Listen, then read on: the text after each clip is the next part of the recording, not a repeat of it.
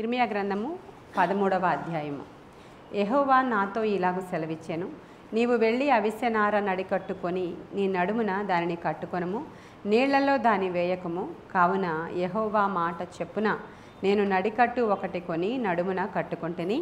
రెండవ మారు యెహోవా వాక్కు నాకు ప్రత్యక్షమై, నీవు కొని నడుమున కట్టుకొనిన నడికట్టును తీసి యూఫ్రటీసు నది వద్దకు పోయి అక్కడనున్న బండబీటలో దానిని దాచిపెట్టుమనగా, యెహోవా నాకు ఆజ్ఞాపించినట్లు నేను పోయి యూఫ్రటీసు నది వద్ద దాన్ని దాచిపెట్టితిని. అనేక దినములైన తరువాత యెహోవా, నీవు లేచి యూఫ్రటీసు నది వద్దకు పోయి నేను అక్కడ దాచిపెట్టుమని నీకు ఆజ్ఞాపించిన నడికట్టును అక్కడ నుండి తీసుకొనమని నాతో చెప్పగా. ఇర్మియా గ్రంథం గురించి మనందరికీ తెలిసిన విషయమే. 25 అధ్యాయాలు తీర్పుల గురించినటువంటి మాటలు ఉంటాయి ఇర్మియాలో. మొత్తం 52 అధ్యాయాల పుస్తకం అది. 26వ అధ్యాయం నుంచి 45వ అధ్యాయం వరకు చరిత్ర ఉంటుంది. ఆ తర్వాత ఉన్నదంతా కూడా నిరీక్షణ ఉంటుంది ఇర్మియా గ్రంథంలో. ఇర్మియాని విలాప ప్రవక్త అంటారు. 3-4 రాజుల కాలాలలో ఆయన యొక్క ప్రవచనాలు నెరవేర్పులో వచ్చాయి.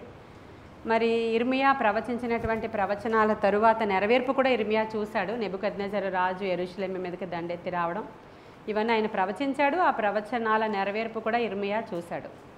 ఒక దినాన ఇర్మియాతో దేవుడు మాట్లాడుతూ ఏమంటున్నాడంటే, ఇర్మియా, నీవు వెళ్ళి అవిసె నార నడికట్టు ఒకటి కొనుక్కొని రమ్మంటున్నాడు ఆయన. ఈయన డబ్బులతోనే ఈయన వెళ్ళి అవిసె నార నడికట్టును తెస్తాడు. తర్వాత నీవు దాన్ని నీ నడుమునకు కట్టుకో అని చెప్పాడు ఆయన. కట్టుకున్నాడు ఈయన. మరలా యెహోవా వాక్కు ప్రత్యక్షమై ఏం చెప్తున్నారంటే, ఇప్పటి వరకు నీ నడుమున కట్టుకుని ఉన్నటువంటి నడికట్టును తీసి యూఫ్రటీస్ నది దగ్గరికి పట్టుకుని వెళ్ళు. అక్కడికి వెళ్ళిన తర్వాత ఆ యూఫ్రటీస్ నది దగ్గర బండలో అవి బండ క్రింద దాన్ని దాచిపెట్టే అని చెప్తున్నాడు ఆయన. మరలా కొన్ని దినాల తర్వాత వెళ్ళి ఆ బండ దగ్గర దాచిపెట్టినటువంటి ఆ నడికట్టును తీయ అని చెప్తారు ఆయన. ఇంకా మనం క్రిందన వచనాలు అంతా చదివితే ఏమేమి చేయమన్నారో ఈ యొక్క మనం చదివినప్పుడు, లేఖనాలు చదివినప్పుడు, ఇర్మియా గ్రంథం చదివినప్పుడు ఇది మనం చదివే ఉంటాం ఇవన్నీ కూడా. అసలు ఏం చేయమని చెప్తున్నారు దేవుడు అంటే, అవిసె నార నడికట్టు కొను అని చెప్తే కొన్నాడైంది. కట్టుకో అంటే కట్టుకున్నాడు. తీసుకొని వెళ్ళి దీన్ని అక్కడ పెట్టి అంటే పెట్టాడు. పెట్టడానికి పక్కన ఇల్లు కాదు, ప్రక్కన వీధి కాదు, 400 కిలోమీటర్లు దూరం యూఫ్రటీస్ నది యెరూషలేము ప్రాంతానికి. 400 కిలోమీటర్. అంత దూరం వెళ్ళి ఈ అవిసె నార నడికట్టును తీసుకొని వెళ్ళి యూఫ్రటీస్ నది దగ్గరికి వెళ్ళి, అదే ప్రపంచంలోనే అతి పొడుగైనటువంటి నది అదే. అక్కడికి వెళ్ళి అక్కడ ఉన్నటువంటి బండ సందుల్లో బండ దగ్గర దీన్ని దాచిపెట్టాయంటే ఎంత లాంగ్ జర్నీ. ఆయన 4 నెలల నడకతో కాలి ప్రయాణాన వెళ్ళాలి ఆయన అక్కడికి 4 నెలల ప్రయాణము నడిచి 400 కిలోమీటర్లు. మైళ్ళల్లో మరి ఎంత ఉంటుందో నాకు తెలియదు, 700 మైళ్ళు అంటారు. కాబట్టి 400 కిలోమీటర్ల దూరం ఆయన ప్రయాణం చేసి దేవుని మాటకి ప్రవక్తలు ఎలా లోబడతారో మనం వినాలి. దేవుడు ఏదో ఒకటి చెప్పాలనుకుంటున్నాడు, ప్రజలతో మాట్లాడాలనుకుంటున్నాడు. కాబట్టి ప్రవక్తలతో ఈ విధంగా మాట్లాడి, నీవు వెళ్ళి నడికట్టు కొనుక్కో, అవిసె నారతోనే చేయబడిన నడికట్టు, ఇంకా వేరే దేంతో కాదు, వెండితో కాదు, బంగారంతో కాదు, వేరే క్లాత్తో కాదు, ఇంకా వేరే దేంతోనే కాదు, కానీ అవిసె నారతోనే ఆ నడికట్టుని నువ్వు కట్టుకోవాలి, తీసుకుని వెళ్ళాలి, అక్కడ పెట్టాలి. మరలా కొన్ని దినాల తర్వాత యెహోవా వాక్కు ప్రత్యక్షమై, నీవు వెళ్ళి ఆ నడికట్టును తీసి చూడు అని చెప్పినప్పుడు, ఆ నడికట్టు తీసి చూచినప్పుడు అది బొత్తిగా పాడైపోయి ఉందంట. చాలా దినాల తర్వాత వెళ్ళి మరలా వెళ్ళమన్నారు. మరలా 4 నెలలు ప్రయాణం చేసుకుని వెళ్తాడు ఆయన. వెళ్ళి తీసినప్పుడు బొత్తిగా పాడైపోయి ఉంటే అప్పుడు ప్రభు మాట్లాడుతున్నారు చూడండి అక్కడ. అనేక దినములైన తరువాత యెహోవా, నీవు లేచి యూఫ్రటీస్ నద్దకు పోయి నేను అక్కడ దాచిపెట్టమని నీకు ఆజ్ఞాపించిన నడికట్టును అక్కడ నుండి తీసుకొనమని నాతో చెప్పగా, నేను యూఫ్రటీసు నది వద్దకు పోయి త్రవ్వి ఆ నడికట్టుని దాచిపెట్టిన చోట నుండి తీసుకొంటిని. నేను దానిని చూడగా ఆ నడికట్టు చెడిపోయి ఉండెను, అది దేనికి కూడా పనికిరాదు. కాగా యెహోవా వాక్కు నాకు ప్రత్యక్షమై ఇలాగూ సెలవిచ్చాను. ఏమంటున్నారంటే ప్రభువు, ఈ విధముగానే యూదా వారి గర్వమును యెరూషలేము నివాసుల మహాగర్వమును నేను భంగపరచుదును. అన్య దేవతలను పూజించుచు వాటికి నమస్కారము చేయదమని వాటిని అనుసరించుచు నా మాటలు విననొల్లక తమ హృదయ కాఠిన్యము చెప్పున నడుచుకొని ఈ ప్రజలు దేనికి నీ పనికిరాని నడికట్టువలే అగుదురు అనేటువంటి మాట ప్రభు చెప్తున్నారు. ఇప్పుడు దేవుడి మాట మామూలుగా కూడా చెప్పేయచ్చు, అన్నీ ప్రాక్టికల్గా చేసి చూపించి. కొన్ని సందర్భాలలో మనకి దేవునికి ఎందుకు దూరం అయిపోయిందో మనకి తెలీదు. దేవుడు ఎక్కడో ఉన్నట్లు, మన ప్రార్థన చేస్తున్నా సరే జవాబు రాలేనట్లు, మన ప్రార్థన ఆలకించలేనట్లు. ఇదివరకు మనం ప్రార్థన చేస్తుంటే ఏదో ఒక కళ ద్వారానో, దర్శనం ద్వారానో, వాక్యం ద్వారానో దేవుడు మాట్లాడుతూ ఉండేవాడు చాలాసార్లు. కానీ కొన్ని సందర్భాలలో దేవుడి నుంచి ఏ సూచన కనపడదు మనకి, ఏ కళ కూడా రాదు, ఏ గైడెన్స్ కూడా రాదు. పోనీ ప్రవక్తల దగ్గరికి వెళ్ళామా, సేవకుల దగ్గరికి వెళ్ళామా, వాళ్ళు ఏమైనా చెప్తారేమో అంటే వాళ్ళు కూడా చెప్పలేకపోతారు. దేవుడు మాట్లాడిందే ఎవరేం చెప్తారు? అబద్ధ ప్రవక్తలు అయితే చెప్తారు. దేవుడి నుంచి వచ్చిన వర్డ్ ఏమీ లేకపోతే ఏమీ లేదని చెప్తారు సేవకులు. అలా ఏమీ రాని సందర్భంలో మనకు తెలీదు. ప్రాక్టికల్గా మన జీవితంలో కొన్ని జరిగితేనే కానీ దేవునికి నీకు దూరం అయిపోయిందన్న సంగతి నీకు అప్పటి వరకు నీకు బుద్ధి రాదు, అసలు జ్ఞానం కూడా రాదు. అందుకని దేవుడు చాలా సందర్భాల్లో మనకు ఒక పాఠము నేర్పించాలి అన్నప్పుడు మన గృహంలో కొన్ని జరుగుతూ ఉంటాయి, మన ఇళ్లల్లో కొన్ని జరుగుతూ ఉంటాయి. అలౌ చేస్తాడు దేవుడు. అలౌ చేయకుండా ఎవరేం చేయలేరు. దేవుడు అలౌ చేయకుండా ఎవ్వరు కూడా, దేవుడు కంచె తీస్తేనే యోబింట్లోకైనా సాతానుడు ప్రవేశించగలడు తప్ప, దేవుని నామము పేరట బాప్తిస్మము పొంది ఆయన బిడ్డలా అనిపించుకొని ఆయన రక్త సంబంధీకులుగా మార్చబడిన మనము, మన చుట్టూ ఆయన కంచి ఉంటుంది ఎప్పుడు కూడా. మనకి కొన్నిసార్లు బుద్ధి కలగడం కోసమే అనేకమైనవి మన గృహాలలో జరిగినప్పుడు అది జరగడానికి చాలా టైం పడుతుంది. ఇప్పుడు చెప్తున్నానా నేను 400 కిలోమీటర్లు నడిచి వెళ్ళాలా అది పాడైపోద్ది అని చెప్పడానికి? ఏ గుడ్డైనా ఒక చోట అది భూమిలో పాతి పెట్టేస్తే అది చీకిపోతుంది, చివికిపోతుంది, ఎవరికైనా తెలుసు. కానీ అవిసె నార నడికట్టు అనేది మనం చూస్తాం. ప్రధాన యాజకుడు ధరించేటువంటి వస్త్రములో అతని నడుముకు కట్టుకుంటాడు. అది అంటే అర్థం ఏంటంటే అవిసె నార నడికట్టు కట్టుకున్నవాడు యెహోవాకి ప్రతిష్ఠితుడు. మనము ఆయనకి ప్రతిష్ఠితులుగా ఉన్నటువంటి ఆయన జనాంగము తప్పిపోతే ఎలా ఉంటుందో ఆయన చెప్తున్నాడు. ఆయన చెప్తూ ఈ ప్రజలు చాలా గర్విష్ఠులు అయిపోయారు, అసలు నా మాట వినడం లేదు, అసలు వాళ్ళు నా మాటకి లోబడట్లేదు. 3 మాటలు. వాళ్ళు గర్విష్ఠులు అయిపోయారు, ఆయన మాట వినడం లేదు, ఆయన మాటకి లోబడట్లేదు, పైగా అన్య దేవతలను వాళ్ళు పూజిస్తున్నారు, వాళ్ళు ఆరాధిస్తున్నారు, వాళ్ళ దగ్గరికి వెళ్ళిపోతున్నారు. వీళ్ళు ఈ 4 వాళ్ళ మీద బ్లేమ్స్ చూపిస్తున్నారు దేవుడు. ఇవి వాళ్ళు చేస్తూ నా మాట వినడం లేదు కాబట్టి ఆ యూదా ప్రజల యొక్క బ్రతుకులు, వాళ్ళ జీవితాలు ఈ విధంగానే బొత్తిగా దేనికి కూడా పనికి రాకుండా చెడిపోయినవి అయిపోతాయి. వెళ్ళి వాళ్ళతో ఈ మాటలు నువ్వు చెప్పు అని ఇర్మియాకి చెప్పినప్పుడు ఇర్మియా యాజ్ ఇట్ ఈస్గా వెళ్ళి అక్కడ ప్రకటిస్తాడు. ఈరోజు ఈ మాట నుంచి దేవుడు మనతో ఏం మాట్లాడుతున్నాడు అని అంటే, అనేక సందర్భాలలో మనం కూడా దేవుని మాట విననొల్లకుండా ఉంటూ ఉంటాం. అంటే వింటున్నట్లే నటిస్తాం అన్నమాట, వింటున్నట్లే ఉంటాం. ద్వితీయోపదేశకాండం 28వ అధ్యాయంలో మీరు చూసినప్పుడు ఆయన మాట విని మీరు ఆయన మాట చెప్పున నడుచుకుంటే ఏ బ్లెస్సింగ్స్ వస్తాయో మీకు రాసి ఉంటుంది దాంట్లో. ఆయన మాట వినకపోతే ఏమేమి శాపాలు వస్తాయో అక్కడ క్లియర్గా రాయబడి ఉంటుంది. మనకు అన్నీ తెలుసు కానీ దేవుని యొక్క మాటను మనము వినము, లోబడము. దానికి కారణం ఏంటంటే గర్వము.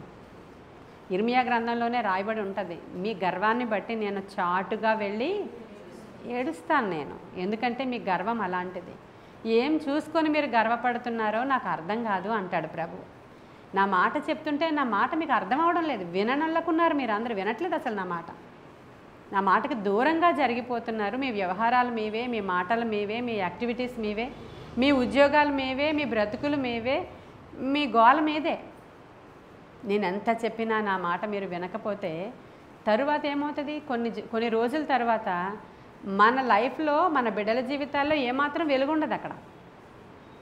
ఎందుకు ఇలా అవుతుందో మీకు తెలియడానికి చాలా టైం పడుతుంది. దేవుడితో ఆటలు ఎంత మాత్రం కూడా ఆడొద్దు. ఎందుకంటే ఆయన మొదలుపెట్టాడంటే నీకు ఈ ప్రక్రియ చూపించడం, నీ టైం దాటిపోయి నీ పిల్లల జనరేషన్లోనికి వచ్చేస్తావు నువ్వు. కాబట్టి ఇప్పుడే మీరు నా మాటకి లోబడితే నేను ఈ విధంగా చేస్తాను, నా మాట మీరు వినని ఎడల మీకు ఈ విధంగా జరుగుతాయి, నేను ఈ ప్రజల్ని నడికట్టుగా కట్టుకున్నాను అంటారు. 11వ వచనం చూడండి మీరు, 11 కాదు 10వ వచనం దగ్గరికి రండి. అన్య దేవతలను పూజించుచు వాటికి నమస్కారము చేయుదమని వాటిని అనుసరించుచు నా మాటలు విననొల్లక తమ హృదయ కాఠిన్యము చెప్పున నడుచుకొని ఈ ప్రజలు దేనికిని పనికిరాని ఈ నడికట్టు వలె అగుదురు. నాకు కీర్తి స్తోత్ర మహిమలు కలుగుటకై వారు నాకు జనముగా ఉండునట్లు నేను ఇజ్రాయేలు వంశస్థులనందరినీ యూదా వంశస్థులనందరినీ నడికట్టు నరుని నడుముకి అంటియున్న రీతిగా నన్ను అంటియుండజేసి తిని, కానీ వారు నా మాట వినకపోయి ఉన్నారని యెహోవా సెలవిస్తున్నారు. ఆయన తన ప్రజలను ఎలా చేసుకున్నాడంట? ఆయన ఒక్కడు ఎవడైనా నడుం కట్టుకుంటే ఆ నడికట్టు అతని యొక్క శరీరానికి ఎలా అంటుకొని ఉంటుందో అలాగ నా ప్రజలను నేను అంటుకొని ఉండేటట్లుగా చేసుకున్నాను. నేను వాళ్ళు నా నడుమును కట్టుకున్నాను. నేను ఒక మనుషుడికి ఒక నడికట్టు కట్టుకుంటే ఆ నడికట్టు వాడి నడుముకి ఎంత దగ్గరగా ఉంటుందో అలా నా ప్రజలను నేను నా నడుమును కట్టుకుంటే, ఎందుకు కట్టుకున్నాడంట? ఆయనకి కీర్తి రావడం కోసం, ఆయనకి స్తోత్రములు చెల్లించుట కొరకు పైన ఉంటుంది. నాకు కీర్తి స్తోత్ర మహిమలు కలుగుటకై నా జనముగా వారు ఉండునట్లుగా నేను వాళ్ళని చేసుకున్నాను. నేను ఇప్పుడు మనం ఎందుకున్నామంట? దేవుని నామాన్ని మహిమపరచడానికి. నీకు కార్యాలు జరగడం ద్వారా దేవునికి కీర్తి రావడానికి, నీవు దేవునికి ఇష్టడుగా జీవిస్తున్నంతసేపు నిన్ను బట్టి దేవునికి మహిమ రావడానికి మనల్ని దేవుడు తయారు చేసుకున్నాడంట. ఇలాగ కానీ మనం ఉంటే ఓకే, అలాగ కానీ మనము లేకపోతే, నేను ఇదిగో ఈ నడికట్టు ఎలా అయితే చీకిపోయి చివికిపోయి అసలు మరి అది దేనికి కూడా ఎప్పుడు కూడా పనికి రాకుండా ఎలా అయిపోయిందో మీరు కూడా అలాగే అయిపోతారు అని దేవుడు ఇర్మియాతో మాట్లాడుతున్నారు. ఆ దినాలలో ప్రజలు ఈ విగ్రహారాధన, హేయమైన విషయాలు, ఈ ముహూర్తాలు, రకరకాల దేవతలను అనుసరించి వాళ్ళు వెళ్ళిపోతూ దేవుణ్ణి చాలా నిర్లక్ష్యము చేసినటువంటి జనముగా వాళ్ళు తయారైపోయారు. ఎప్పుడో అప్పుడే దేవుని యొక్క ఉగ్రత వాళ్ళ మీదకి దిగి రావడానికి అవకాశం ఎలా ఉందో ఈ రోజుల్లో కూడా అదే జరుగుతుంది. దేవుని మాట ఎవరు వింటున్నారు? అందరూ వింటున్నారా దేవుని మాట? దేవుడు ఏమేమి చెప్పాడో రెగ్యులర్గా చేస్తున్నామా మనం? ఆయన కట్టడలను అనుసరించి, ఆయన ఆజ్ఞలను అనుసరించి, ఆయన చిత్తాన్ని అనుసరించి, దేవుడు ఇదిగో ఈ మాట చెప్పాడంటే అమ్మో దేవుడు చెప్పాడంటే అని ఇమ్మీడియట్ యాక్షన్ ఏమైనా ఉందా మనకి? చూస్తామండి, మరి చేద్దాం నెమ్మదిగా. మరి అన్నీ అనుకూలంగా ఉండాలి కదా. ఈ మాటలు వింటున్నారా? చూద్దాం, చేద్దాం, అన్నీ అనుకూలంగా ఉండాలి కదా. మేము అన్నీ చూసుకోవాలి కదా. అది మన మాట. ప్రవక్తలు ఏం చేశారు? అవిసెనార నడుకట్టు ఇప్పుడు కొనాలా ప్రవ్వా, అది చాలా కాస్ట్ అనుకుంటాను, ఇంకేమైనా ఆల్టర్నేటివ్ చెప్పంటాం మనమైతే. ఇప్పుడు అంత లేదు ప్రవ్వా, కావాలంటే లోన్ పెట్టాక చూస్తాను, ఎందుకంటే అవిసెనార నడికట్టు ఖరీదు. మొర్దుకైని అక్కడ ఆయన రాజవస్త్రాలతో అలంకరించిన తర్వాత అవిసెనార నడికట్టుతో కూడా ఆయన్ని అలంకరిస్తారు. అక్కడ ప్రకటన గ్రంథంలో ఒక మాట ఉంటుంది, 19వ అధ్యాయం 8వ వచనంలో. అక్కడ ఒక విషయం మాట్లాడుతూ, ఆమె ధరించుకున్నటకు సన్నపు నార వస్త్రములు ఆమెకి ఇయ్యబడును, అవి పరిశుద్ధుల నీతి క్రియలు అనేటువంటి మాట రాయబడి ఉంటుంది. అవిసెనార నడికట్టు అంటే ఏంటంట? పరిశుద్ధుల నీతి క్రియలకు సాదృశ్యంగా ఉందంట. మనము ఇలాంటి అంటే దాన్ని చాలా ప్రశస్తమైనటువంటి వస్త్రంగా ఎంచుతారనమాట అది. కాబట్టి అవిసెనార నడికట్టు ఆ తెరలు, దేవాలయపు తెరలు కట్టేటప్పుడు దానికోసం ఉపయోగించారు. ప్రధాన యాజకుడు నడికట్టుగా ఉపయోగించారు. ఈ యొక్క వాళ్ళకి కీర్తి ఘనత కలగడానికి అవిసెనారను, ఆ నడికట్టును ఉపయోగించారు. అవిసెనార వస్త్రాలను ఉపయోగించారు. అలాంటి దాన్ని తీసుకుని వెళ్ళి అక్కడ పాతిపెట్టి రానాయన అంటే మనమైతే ఎన్ని చెప్తామంటే దేవుడికి అన్ని చెప్తాం. మనము లోబడాలి. ఫస్ట్ దేవుడు ఏదైనా ఒక విషయం మనకు చెప్పినప్పుడు మనము లోబడాలి. ఈ ఇర్మియా గ్రంథంలో ఉన్నటువంటి మాట మనకి ఈరోజు మనం ఏమి నేర్చుకోవాలంటే, ప్రభువా నీ మాట చెప్పున నేను నడుచుకోవడానికి అవసరమైన కృప నాకు మీరు ఇవ్వండి ప్రభువా అని అడగాలి. ఈ నడికట్టును మూల భాషలో ఈజోర్ అంటారు. ఈజోర్, ఆ ఈజోర్గా దేవుడు మనల్ని ధరించుకున్నాడు. మనము కూడా ప్రభువు నడుమున అంటుకున్న వాళ్ళంలాగా ఎప్పుడు ఉండాలని ప్రభు కోరుకుంటున్నాడంట. చూడండి, మానవుడికి దేవుడికి అంత దగ్గర సంబంధం ఉంది అంటే మనకు అది చాలా ఆషామాషిగా, చాలా ఈజీగా ఏదో ఇలా చెప్పుకుంటున్నప్పుడు ఆహా అలాగా ప్రభు మనల్ని అలా నడికట్టులాగా ఆయన నడుము కట్టుకున్నారా ఆహా అనుకుంటున్నారు మీరు. మన దేవుడి విషయం కాకుండా ఇతర మతాలలో, ఇతర గ్రంథాలలో, ఇతర దేవుళ్ళలో, ఇతర మనుషుల్లో మీరు చూడండి, వాళ్ళ ప్రవక్తలు ఉంటారు. వాళ్ళకి ఉన్నటువంటి వాళ్ళని ఏమంటారో తెలియదు, మరి యాజకులు అంటారో వాళ్ళని మరి ఏమంటారో తెలియదు. ఆ ప్రవక్తలు వాళ్ళ దగ్గరికి వెళ్ళినప్పుడు వాళ్ళ అగ్రపీఠాల మీద కూర్చొని కాలు పైకి పెట్టుకుని ఉంటే ఆ కాలు దగ్గర మనకి అంటే మన కోసం ఏర్పరచబడినటువంటి ప్రభుత్వ అధికారులు వెళ్ళి కాళ్ళ దగ్గర కూర్చుంటే ఇలా పూలు ఇసురుతారనమాట. ఒక పువ్వు పట్టుకుని వచ్చి ఆయన చాలా ప్రశస్తంగా వెళ్ళిపోవాలి మన ముఖ్యమంత్రి, మన ప్రధానమంత్రి. చూసారా? ఇంకా బట్టలు లేనటువంటి ఒకళ్ళు ఎవరో అక్కడ అలా నుంచుని ఉన్నాడు ఆయన. అందరూ వెళ్ళి ఆడవాళ్లే, బట్టలు లేవు ఆయనకి, ఏమీ లేవు, అసలు డ్రెస్ అసలు ఏం లేదు అసలు ఆయనకి. మొత్తం అంతా అలా నుంచున్నాడు ఆయన నేకెడ్గా.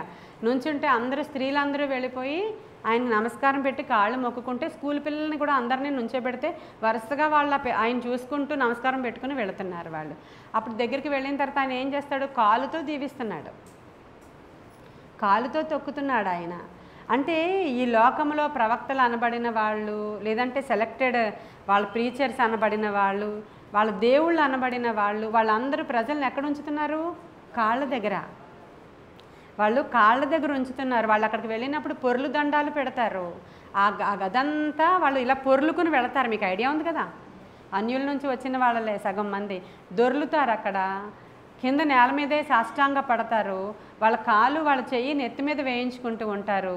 మన దేవుడు ఎక్కడ ఉంచుకున్నాడంట మనల్ని ఆయన నడుముకి కట్టుకున్నాడంట. హల్లెలూయా. ఒకని తల్లి వానిని ఆదరించినట్లుగా నేను మిమ్మల్ని ఆదరిస్తాను. తల్లి ఎక్కడ కట్టుకుంటుంది? నడుముకి కట్టుకుంటుంది బిడ్డని. పని చేసేటప్పుడు తల్లి నడుముకి కట్టుకుంటుంది బిడ్డని, వెనకవ్వచ్చు ఎదరవ్వచ్చు. అవునా? మన దేవుడు క్లియర్గా చెప్తున్నాడు, నాకు కీర్తి, నాకు స్తోత్ర మహిమలు కలుగులాగున ఒకడు వాడి నడుముకి ఒక నడుకట్టు కట్టుకుంటే ఎంత దగ్గరగా నడుకట్టు ఉంటుందో అలాగా నేను ఈ ప్రజలని కట్టుకుంటే వీళ్ళు మహాగర్వము చేత నా మాట విననొల్లని ఆ యొక్క హృదయ యొక్క గర్వము చేత ఆ యొక్క అన్యదేవతల తట్టు వీళ్ళు తిరిగిపోయి నాకు ఎంతటి అంటే బాధను తీసుకొచ్చారు. కాబట్టి నేను వీళ్ళని స్పేర్ చేయాలనుకోవడం లేదు, వాళ్ళకి నాకు ఉన్న రిలేషన్ పూర్తిగా తెగిపోయింది అని చెప్పాడు ప్రభు.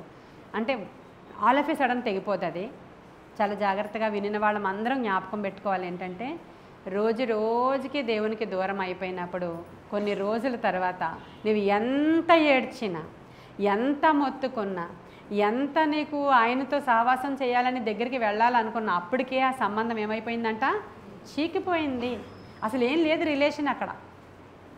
అలాంటి సందర్భం, చాలా భయంకరమైన సందర్భం. ఆ టైంలోనే ఇలాంటి ప్రజలందరూ ఈ విధంగా వెళ్ళిపోయినటువంటి టైంలోనే దేవుని ఉగ్రత ప్రజల మీదకి రావడం అనేది జరుగుతుంది. ఈ దినాల్లో కూడా చాలా సమీపంగా ఉన్నాం మనం ఉగ్రతకి. కృపాకాలమే ఇది. దేవుడు ఇంకా కృప చూపిస్తున్నారు. ఇంకా తన కనికరాన్ని తన ప్రజల మీద ఆయన చూపిస్తూ చేతులు రెండు చాపి దినమెల్లా ఆయన పిలుస్తున్నారు రండి అని. అంటే అవసరతల కొరకు, అక్రతల కొరకు రండి అని పిలవట్లేదు ఆయన. నిజముగా నన్ను ప్రేమించేవారు రమ్మని పిలుస్తున్నాడు ఆయన. తన ప్రజగా చేసుకోవడానికి పిలుస్తున్నాడు ఆయన. తన జనులుగా చేసుకోవడానికి పిలుస్తున్నాడు ఆయన.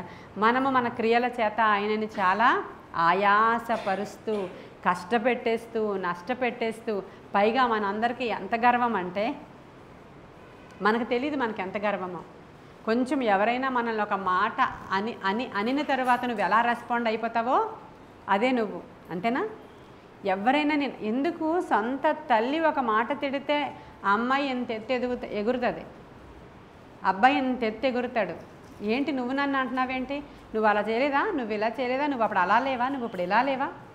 నేను వింటూ ఉంటాను అన్నమాట. చుట్టుపక్కల పిల్లలు ఎవరైనా పేరెంట్స్ అంటే కావాలని వింటూ ఉండను, వినబడుతూ ఉంటాయి, అవి వినబడుతూ ఉంటాయి. తల్లిదండ్రులను ఎప్పుడూ కూడా దూషించకూడదు, వాళ్ళని తిట్టకూడదు. తల్లిదండ్రులను ఎప్పుడూ కూడా మనము డిగ్రేడ్ చెయ్యకూడదు. చేస్తే ఇలాంటి చీకిపోయినటువంటి సంబంధముగా నీ సంబంధం తర్వాత నీ బిడ్డలతో అయిపోద్ది, నీకు తెలీదు.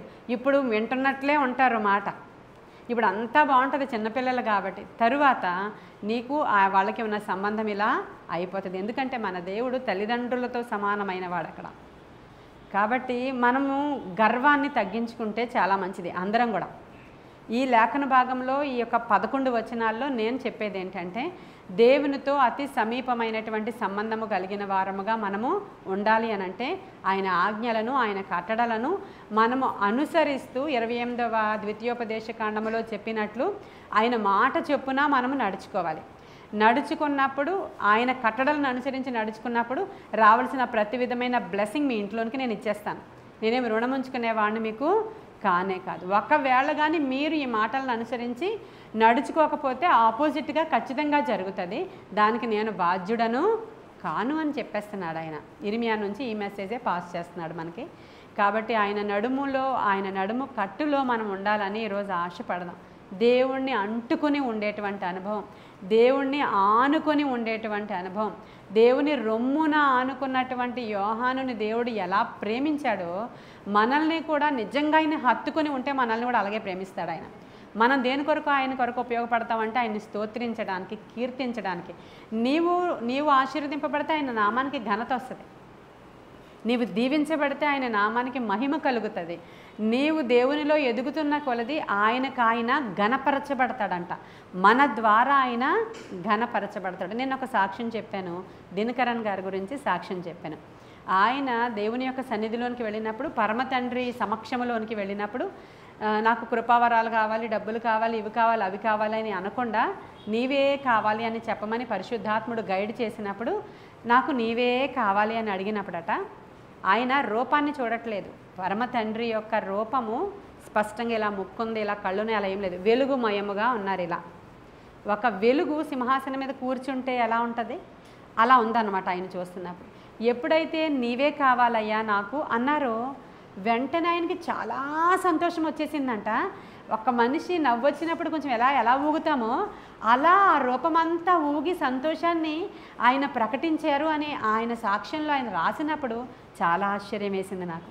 ప్రభా నీవే నాకు కావాలి అంటే చాలంట, ఆయన అంత సంతోషిస్తాడంట. మరి దేనికి ఆయనకు అంత సంతోషం రాలేదు? ఆయన ఏం కోరుకుంటున్నాడంటే నీ నుంచి నీవు కావాలయ్యా నాకు అనే ప్రజలు ఆయనకు కావాలి. హల్లెలూయా. ఆయనను అంటి పెట్టుకుని ఉండేటువంటి ప్రజలు ఆయనకు కావాలి. కానీ మనమైతే మన అవసరతలు, మన అక్కరతలు, మన బాధలు, మన ఇరుకులు, మన రిక్వెస్ట్లు ఇవే కదా మన జీవితం అంటే. నిజముగా నన్ను ప్రేమించి వారు ఎవరైనా ఉన్నారేమోనని ఆయన కన్నులంట భూమి అంతటా సంచారం చేసి నిజంగా వీళ్ళు నన్ను ప్రేమిస్తున్నారా లేకపోతే అవసరతలా, నిజంగా నన్ను ప్రేమిస్తున్నారా దొంగ ప్రేమ వీళ్ళదే, నిజంగా నన్ను ప్రేమిస్తున్నారా వీళ్ళ కన్నింగ్ ఫెలోసా? ఈ మాటలకు అర్థాలు తెలుస్తాయి కదా మీకు. కన్నింగ్ ఫెలోసా వీళ్ళు? కన్నింగ్ అంటే తెలుసా మీకు? ప్రేమించినట్లు ఊరికినే నటిస్తారు, అంటే మంచిగా ఉన్నట్లు నటిస్తారు, లేకపోతే ఏమంటారు చాలా గౌరవ మర్యాదలు సేవకుల పట్ల ఉన్నట్లు నటిస్తారు. కానీ వాళ్ళు కన్నింగ్ ఫెలోస్. వాళ్ళు దేవుడు కూడా ఇలాంటి కన్నింగ్ ఫెలోస్ని చూసి చూసి చూసి నిజంగా నన్ను ప్రేమిస్తున్నారనే మాటకి ఆయనే చలించిపోయాడంట. చూడండి ఒకసారి. అది విన్నప్పుడు నాకు చాలా, అసలు దేవుణ్ణి సంతోషపరచాలంటే మనం ఏం చేయాలి? ఆయన్ని ప్రేమించాలి, నిజముగా ప్రేమించాలి. నిజముగా ఆయన్ని ప్రేమించేవారిని ఆయన ఏం చేస్తాడంట? హల్లెలూయా. ఆస్తికర్తలుగా చేస్తాడంట. నీకు అదే కదా కావాలి. ఎక్కడెక్కడ తిరిగిరా, కొడుకు చెప్పు, కూతురు చెప్పు, ఈ సమస్య చెప్పు, ఆ సమస్య చెప్పు, అవన్నీ ఇస్తాను, కొంచెం ఇవన్నీ బ్యాంక్ అకౌంట్లు మాత్రం వెనక్కి వెళ్ళిపోతాయంటే వద్దు ప్రభువా, వాడు ఎక్కడో ఉండని, ఇది మాత్రం కంప్లీట్గా ఫిల్ అయ్యే ఉంటే, ఇది డబ్బు ఉంటే కదా రేపొద్దు నాన్నైనా మేము ఏదో ఉపయోగకరంగా ప్రయోజకుడిగా చేసి ఏదైనా వ్యాపారం అన్నా పెట్టిస్తాం. ఇంతేనా? అది నువ్వు చెయ్యాలంటే ప్రభు ఏం చెప్పాడు? నన్ను ప్రేమిస్తే మిమ్మల్ని నేను ఆస్తికర్తలుగా చేస్తాను. నా నీతిని రాజ్యాన్ని మొదట వెదిగితే మీకు అన్నీ అనుగ్రహించబడతాయి. నా నామానికి కీర్తి వచ్చినట్లు, నా నామానికి మహిమ వచ్చినట్లు, నా నామము మీ ద్వారా ఘనపరచబడినట్లు మీరు నన్ను అంటుకొని ఉంటే మన ఇద్దరికి మధ్యలో ఉన్నటువంటి సంబంధం అలా కూల్గా ఉంటుంది. ఇంకా ఇవి నేను చెప్పినవన్నీ కూడా మన జీవితంలో లేని ఎడల ప్రజలకి ప్రభువుకి మధ్యలో ఉన్న సంబంధం అవిసెనార నడికట్టు వలె చీకిపోతుంది. ఆ తర్వాత నెబుకద్నెజరు రాజు వచ్చాడు. 7వ శతాబ్దము 6వ శతాబ్దము కాలములో ఈ ఇర్మియా ప్రవచనాలు అన్నీ కూడా ఉంటాయి. 7వ శతాబ్దం కంప్లీట్గా 6వ శతాబ్దం సగము నుంచి ప్రారంభమవుతుంది ఇర్మియా పరిచర్య. కాబట్టి ఆ ఇర్మియా ఈ ప్రవచనాలన్నీ కూడా యాజ్ ఇట్ ఈస్గా తన కాలంలోనే చూడడం కూడా జరిగింది. కాబట్టి ఈరోజు అదే మరలా దేవుడు హెచ్చరిక చేస్తున్నాడు ప్రజలకి. మరి ముఖ్యముగా ప్రార్థనందు ఆసక్తి కలిగిన వాళ్ళు, ఇలా విజ్ఞాపనకర్తలుగా ఉన్నటువంటి మీరు యూట్యూబ్లో చూస్తూ మేము చాలా మిమ్మల్ని ఫాలో అవుతున్నాం, ప్రార్థనలు చేసుకుంటున్నాం, మేము కూడా మీ ప్రేయర్ వారియర్స్ లిస్ట్లో ఉన్నాము, ప్రతిదీ మేము ఫాలో అవుతున్నాం అన్న వాళ్ళందరూ కూడా చెప్తున్నటువంటి వర్తమానాలని వాళ్ళు ఏం చేయాలా? ఫాలో అవుతూ ఈ వర్తమానాల్లో ఉన్నటువంటి సారాన్ని తీసుకుని ఈరోజు మేము కరెక్ట్ చేసుకున్నాం ప్రభా, కరెక్షన్స్ చేసుకున్నాం. ఈరోజు మేము నా జీవితంలో గర్వముతో నేనేం మాట్లాడుతున్నానో, అహంకారంతో నేను నా అనేటువంటిది ఎప్పుడైతే నాలోకి ఎంటర్ అయిపోతుందో, ఎంతసేపు ఉంటుంది ఈ లోకంలో మనకు వచ్చినటువంటి డబ్బు? ఎంతోసేపు మన దగ్గర రాత్రికి రాత్రే ఉద్యోగాలు అన్నీ కూడా పోయినాయి అనుకోండి, రేపు పొద్దున్న నీ పరిస్థితి ఏంటి అసలు? ఒకసారి అలాగే అయింది సాఫ్ట్వేర్ రంగంలో. వాళ్ళందరూ ఫ్లాట్లు కొనేశారు, కార్లు కొనేశారు, 2-3 ఫ్లాట్లు, ఇద్దరు భార్యాభర్తలు జాబ్స్ కాబట్టి 2-3 ఫ్లాట్లు కొనేశారు. ఇవన్నీ కట్టడానికి లేక ఎంతోమంది సూసైడ్ చేసుకున్నారు, ఎంతోమంది క్రైస్తవ్యంలోనికి వచ్చారు. అప్పుడు ఎంతోమంది అసలు దిక్కుతోచని స్థితిలోనికి వెళ్ళిపోయి అబ్రాడ్ నుంచి కూడా వచ్చేసి వాళ్ళు ఇక్కడ వ్యవసాయం కూడా చేసుకొని మామూలు పనులు, కూలీ పనులకు కూడా వెళ్ళినటువంటి సందర్భాలు జరిగాయి మన దేశంలో. కాబట్టి దేనిని నమ్ముకోవడానికి వీలు లేదు. కానీ మన ఆశ్రయదుర్గము ఆయనే. ఆయన నడుముకు కానీ నీవు అంటి పెట్టుకొని ఉంటే సమస్తము సమకూడి జరిగించడానికైనా సామర్థ్యము గలవాడు. కాబట్టి కొన్ని మాటలు దేవుడు మన వినికిడిలో దీవించునుగాక. ఆమేన్. ప్రార్థన చేద్దాం. మహాపరిశుద్ధుడైన తండ్రి, మహోన్నతుడైన దేవ, ఇవి కొన్ని మాటలే కానీ మాకు ఇవి వెలగల మాటలు తండ్రి, విలువైన మాటలు, మాకు ఇప్పుడు అవసరమైన మాటలు ఇవి దేవా. నాయన మీ నడుముకి అంటు పెట్టుకుని ఉండేటువంటి పరిస్థితులు మాకు కావాలి ప్రభువా. అయ్యా అలాంటి ప్రేమ మాకు కావాలి ప్రభువా. మా దేవుని మేము హత్తుకొని ఉండాలి ప్రభువా. దేవుని హత్తుకొనుటలో ఉండేటువంటి అయ్యా ఆశీర్వాదం ఎట్టుదో ఒక దినాన్ని మేము మాట్లాడుకొని ఉన్నాము తండ్రి. అయ్యా నాయన రాజులు ఎలా నిన్ను హత్తుకొని జయం పొందుకున్నారో మేము కూడా మిమ్మల్ని హత్తుకున్న వారమై అనుదినము మీ వాక్యము ధ్యానము చేస్తూ, అనుదినము నీ సన్నిధిలో సహవాసముగా కూడుతూ, అనుదినము నీ యొక్క స్తుతియాగము మేము అర్పిస్తూ, మా జీవితాల ద్వారా ఎంత మాత్రం నీకు ఆయాసకరంగా మేము ఉండకూడదు. ఒకప్పుడు ఏమీ లేనప్పుడు అంతా మంచిగా చేసి ఈరోజు నాయన మరలా పాడైపోయినటువంటి ఆ యొక్క మురికిలోనికి వెళ్ళిన పందుల వలె అనేక మంది తిరిగి వెనకతట్టు చూచి ప్రభువా నాయన వాళ్ళు నిన్ను ఆయాసపరుస్తూ ఉన్నారు నాయన. వారందరి జీవితాల్లో ఒక్కసారి ఆ మురికి గుంటలోనికి వెళ్ళిన వారిని తీసి మరలా కడిగి బాగు చేసి వారికి నీకున్న రిలేషన్ చీకిపోకుండా సహాయము చేయమని నాయన నేనైతే నీ సేవకురాలుగా వేడుకుంటున్నాను ప్రభా. నాయన మరొకసారి అవకాశం ఇవ్వమని వేడుకుంటున్నానయ్యా దేవా. ఏర్పరచబడిన జనాంగమైన మేము అవిసెనార నడికట్టును కట్టుకుంటే మేము ప్రతిష్ఠితులము ప్రభా. నీకు ప్రతిష్ఠించబడిన వారముగా మేము ఉండడానికి అవసరమైన కృప మాకు దయచేయమని, నీ బలమైన సన్నిధి మాకు తోడుగా ఉండ దయచేయమని, ఈ దిన దీవెనలతో మమ్మల్ని నింపమని నాయన నీ మాట వినులాగున మా గర్వాన్ని విడిచిపెట్టి, అహంకారాన్ని విడిచిపెట్టి, ఎందుకంటే గర్విష్ఠులను నువ్వు దూరం నుంచి చూస్తావంట, వారిని నువ్వు పట్టించుకోవడం మానేస్తావు ప్రభా. కానీ వారు భ్రమలో బ్రతుకుతూ ఉంటారు. మేము దేవుని సన్నిధిలో ఉన్నాం, దేవుని కొరకు జీవిస్తున్నాం, దేవుడు అంటే మాకు చాలా ఇష్టం, దేవుడికి మేము చాలా నమ్మకంగా ఉంటామని వారు భ్రమలో బ్రతుకుతారు. కానీ వారు చీకిపోయిన అవిసెనారు వంటి రిలేషన్ కలిగి ఉన్నారయ్యా. మేము గర్విష్ఠులముగా ఉండకుండా మాకు సహాయం చేయండి. మా ప్రభువునకు కలిగిన దీన మనస్సు మేము కూడా కలిగి ఉండడానికి సహాయం చేయండి. మేము ఏ పాటి వారమని అనుదినము నీవిచ్చిన ప్రతి మేలును బట్టి నీ తట్టు చూడగల నేత్రాలు మాకు దయచేయమని, ఆత్మశక్తితో కార్యాలు జరిగించి మీరే మహిమ ఘనత ప్రభావాలు పొందుకోమని, పాడైన దానిని తిరిగి బాగు చేయువాడవు నీవు, ఓటు పాత్రలను నీ చేతిలోనికి తీసుకుని తిరిగి మరలా రిపేర్ చేయగలవు, తిరిగి బ్రాండ్ న్యూగా మార్చగలవు నాయన. ఈరోజు ఈ వర్తమానం విని ఎందరైతే ఆ విధముగా నిన్ను అడుగుతారో ప్రతి పాత్ర బాగవును గాక, ప్రతి పాత్ర మరలా సరి అవును గాక, ప్రతి పాత్ర మరలా నూతనపరచబడును గాక.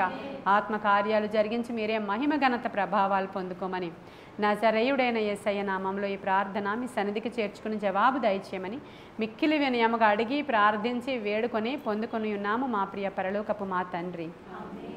God bless you.